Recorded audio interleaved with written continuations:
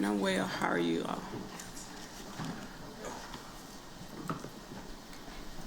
Councilmember Abbott. Present. Councilmember Hilliard. Councilmember Hoyt. Present.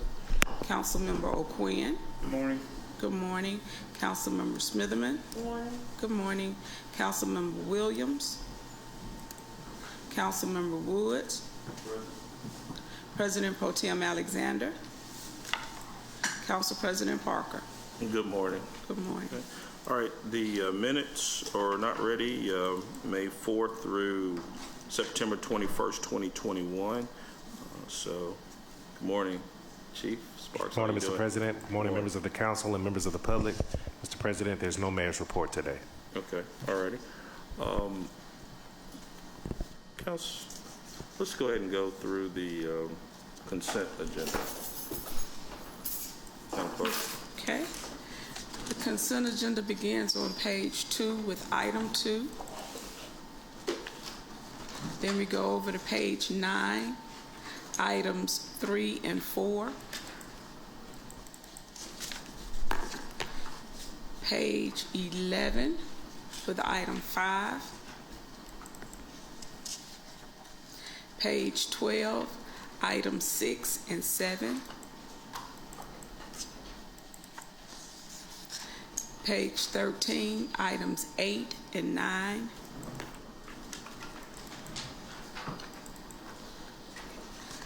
Page 14, items 10 and 11. Page 15, item 12. Page 16, items 13 and 14. Page 17, item 15. Page 19, item 16.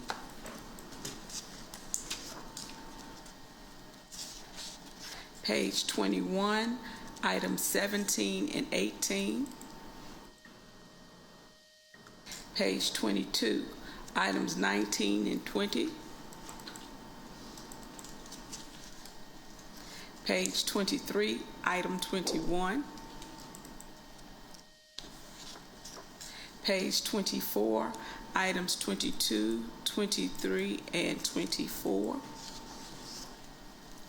Page 25, items 25, 26, and 27. Page 26, items 28, 29, and 30.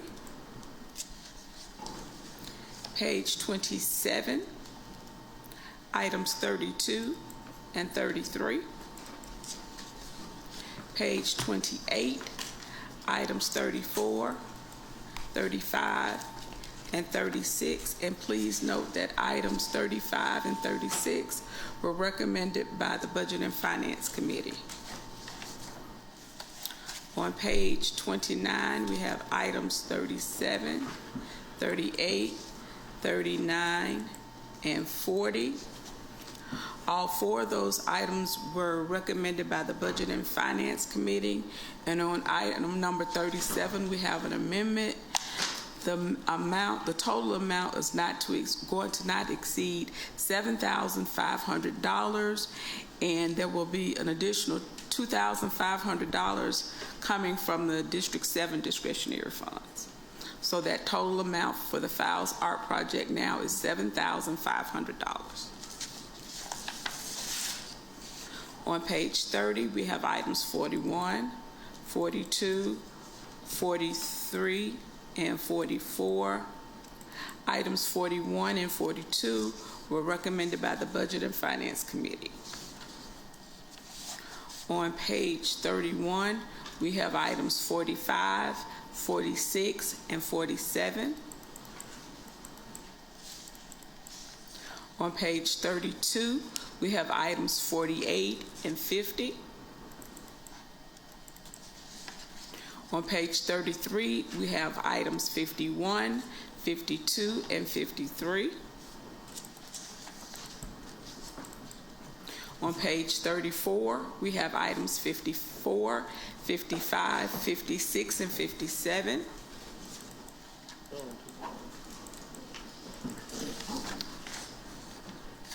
And on page 35, we have items 58 and 60. And that concludes the consent agenda. All right, there are some addendum items as well. Do we have, okay.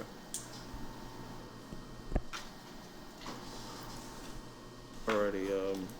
One second. Madam Clerk, now you ready for us to, I was going to call on the council members, just trying to make sure you're right. Okay. Yeah, okay. Councilor Hoyt, you want to start off, or you want us to come back to you? Or? That's fine. I ain't got no problem. I'm ready. Okay, well, go ahead. I'll be ready. All right. Item 35. What page? I'm sorry. That's page 28. Item 37 on 29. And item 38 on 29. The last one. Item 38 on 29. Okay, thank you.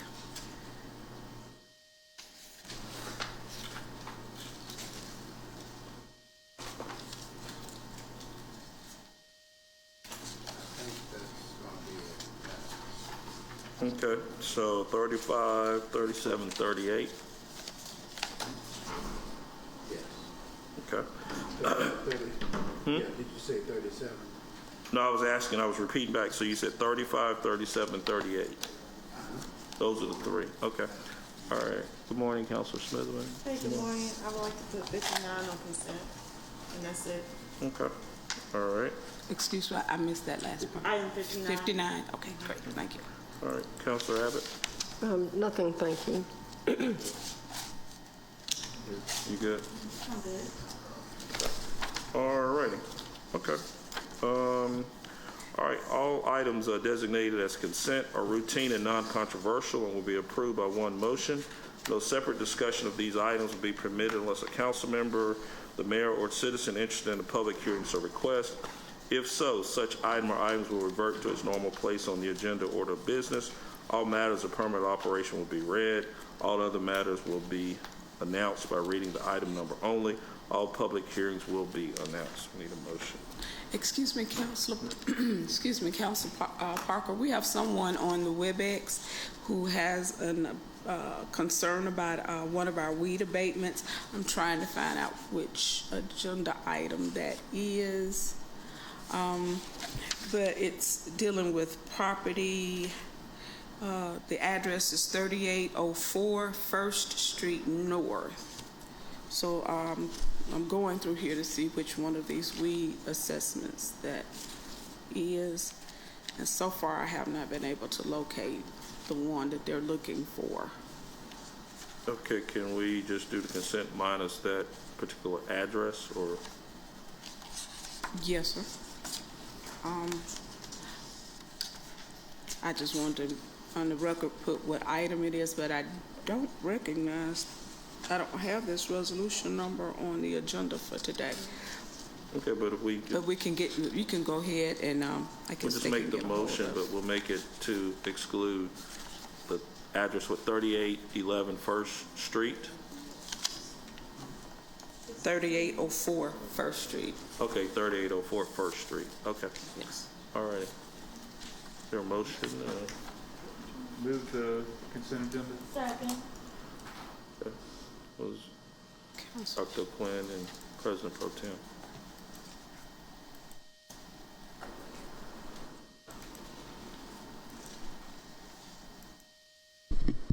Okay, the vote has started. Mr. President, Yes, sir.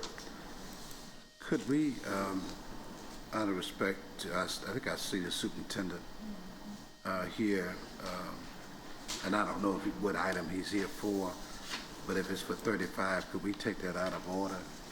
I think he has a lot of business he needs to attend to. Okay.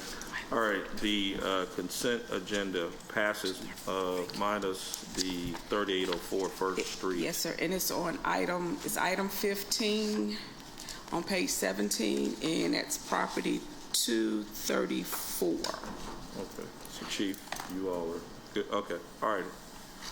Okay. All righty. We will think, Chief Sparks, I think the mayor, when calling up item 35, I think there's some Right, the mayor introduction has, you want to have. mayor has a video that he wants to have played, so Rick Journey is back there. We're teed up whenever you're ready, Mr. President. Okay. All right. If you call up item 35, when you call it up, and I think the mayor's has a short intro. Hey, good morning to the council and good morning to the public. I regret that I cannot be with you this morning, but I thought it was important to at least say a few words about a topic that's really important, which is our youngest generation, our children. When it comes to our K-12 school system, there are many things that we have to solve for. Not only academic achievement, but many, many wraparound services. One of the most important wraparound services, I believe, involves mental health. That is why this year we are excited to continue our partnership with the Birmingham City Schools under the leadership of Dr. Mark Sullivan. The conversations we've been having to get to this point around mental health services in partnership with other local organizations, I think, is extremely important. So I have a couple notes I want to read. Our partnership with Birmingham City Schools to provide mental health services is directly to our students. The program will increase the number of school-based licensed counselors available to K-12 students, and the program quickly connects students to effective services. 100% of this allocation will only be used for this program. Dr. Sullivan, of course, is with you all this morning, and I want to just take the time to brag on him for a minute. He's been in and around our school system for many years, and he's been a leader at various levels for many years. And I'm happy that he serves as our superintendent. And he believes, like I believe, that not only is academic achievement important, but making sure health services, mental health services are given to our children to make sure they stand the best chance to actually be successful in and out of the classroom. So with that, Council, I thank you for voting on this today.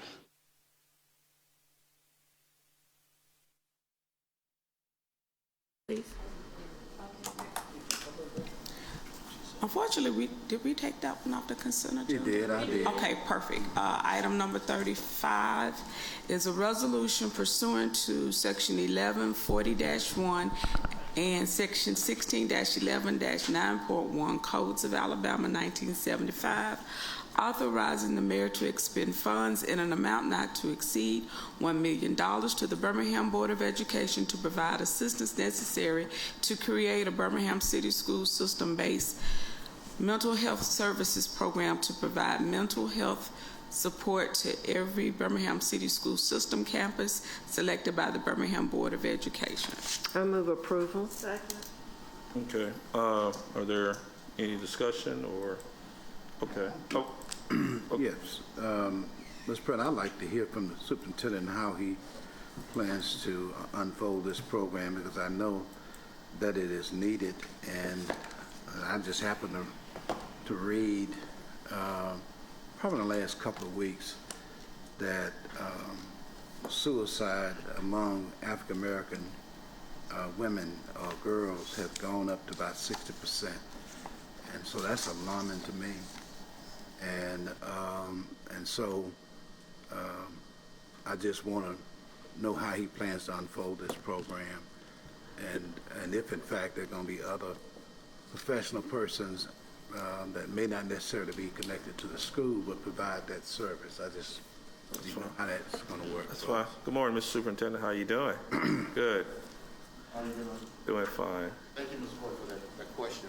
Yes, sir. First, let me say thank you to the City Council as well as to the Mayor for their faith and confidence in Birmingham City Schools. You know, we are fortunate to have partners such as you, because you help us to guide our children to have future success in college and careers. You know, over the past 18 months, we've seen tremendous challenges our families our parents, our students around COVID-19. That is not something that we are unaware of, and it is something that is very intimate to Birmingham City Schools. Just in the last 18 months, we have unfortunately lost 8 employees to COVID-19 and a student at Jackson Olin High School. That cannot help but to impact the way instruction happens in the classroom and how students deal and socialize every single day. We have done a few things in Birmingham City Schools to address the mental health issues that plague, in a lot of ways, our students even prior to COVID. What we are seeing is a lot of depression, a lot of anxiety among our students.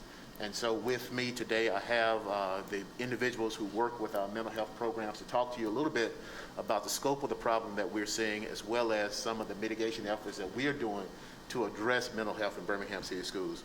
I have Mr. Bosnia. He is our school psychologist, Ms. Nelson, who works with our social and emotional learning, as well as Mrs. Wimbush, who is our special education director. All 3 of these departments are assigned or work with students who have mental health crises. In addition to that, our Birmingham Board of Education just approved a mental health coordinator because we recognize the importance of ensuring that the whole child is being taught. Kids can't learn how to read and write if they have underlying health issues, whether that's physical or mental. So at this time, I'm going to ask Ms. Nelson to come up and share a few things around her department. Thank you. Good morning. And thank you again for recognizing this important crisis in our schools with our students across the nation. What we did initially was we assessed our students in terms of their strengths and difficulties. We needed to know what they were experiencing. So we used a universal screener and we shared that information with schools, and it readily identified for us the students that we needed to work with and the types of issues that we needed to address. We also conducted Speak Up, Speak Out events with our students. Talk to us about what's going on, what are the things that we're missing. And the students unanimously, like Dr. Sullivan said, they're dealing with depression. They're experiencing losses of loved ones. They are experiencing traumatic events due to social injustices that have existed for the last 18 months, aside from COVID, and some of the things that fell into play with those issues. So what we've done is we've partnered with mental health agencies throughout Birmingham. We have 4 current partners that we're working with: Impact, Your Life Matters, Work in Progress. We've done lots of work with Jefferson, Blunt, and St. Clair Mental Health Agency. They provide case management and mental health support to our students in the schools. One of the things that we need to make sure is that our students are attending school and available for learning, so these services are provided within the schools. We've also built capacity across our department. As Dr. Sullivan said, we have a mental health coordinator position that is coming forward that can help us manage and reach out and make those extended partnerships with the agencies. We also are working with Beacon Recovery. We do have some students that are struggling with substance abuse or dealing with traumatic experiences with family members struggling with substance abuse. So we need to make sure we're addressing those needs. All of what we are doing falls under the multi-tiered systems of support. All of our staff is based on what level of support and services the student needs. So if they need prevention services and case management from a social worker, or if they need one-on-one detailed therapy and evaluation with a school psychologist, those services are available. Behavior specialists are on staff to go in, conduct observations of students, provide the family with feedback, and also to provide the teacher with strategies, because professional development is key. Our children are coming to us when they are sitting there in the classroom with these experiences. We need to be able to know how to address those and show empathy for